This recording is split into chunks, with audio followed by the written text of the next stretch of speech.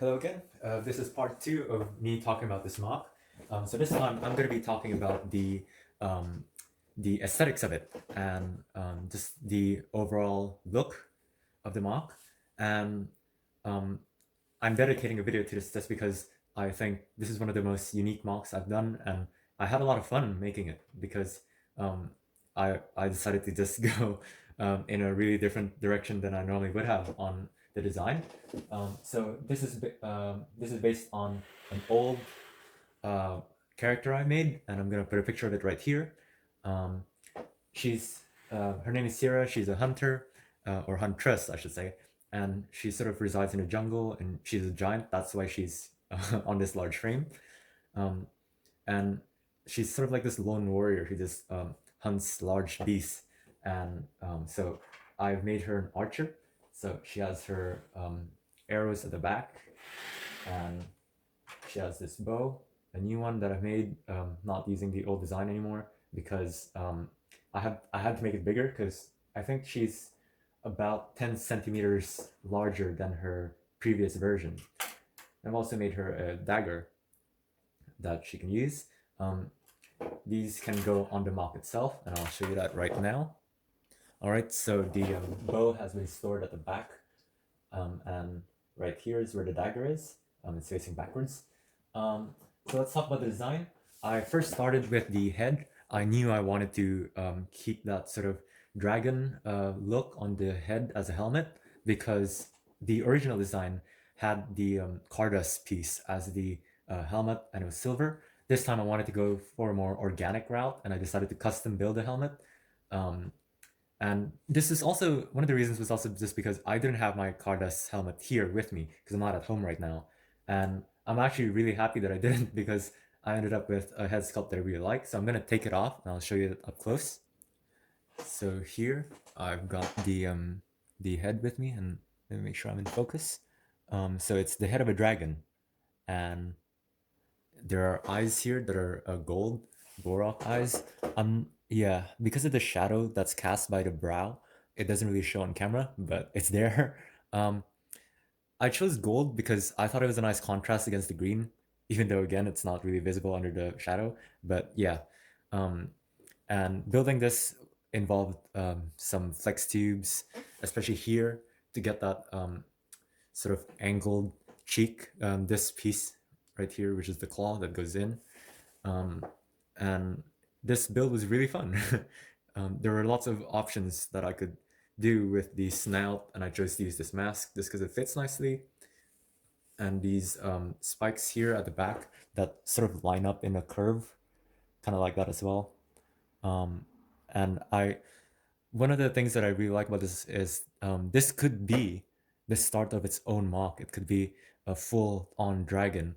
I wish I had the parts to do that, but I don't. And I don't have the money and time to do that either, but someday maybe. And in the original MOC, Sierra was just a black mask with some eyes peeking under the helmet.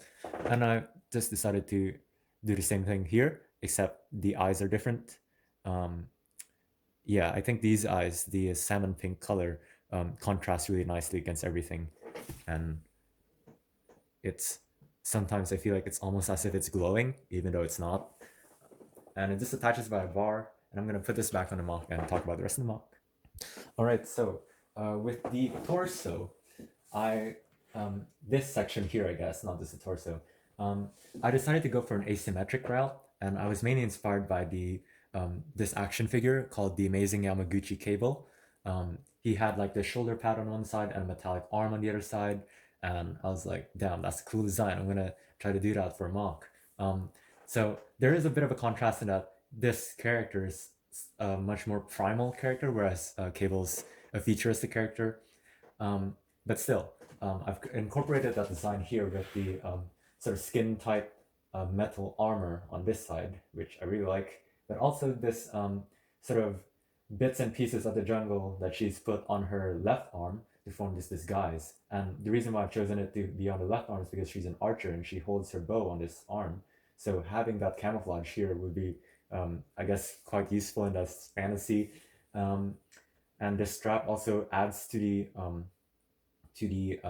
asymmetry because the torso underneath is symmetrical, so I feel like if I didn't have the strap on, it would look a bit out of place with just the asymmetry on this section of the body, and that's it. So yeah, and the strap makes sense because of the quiver.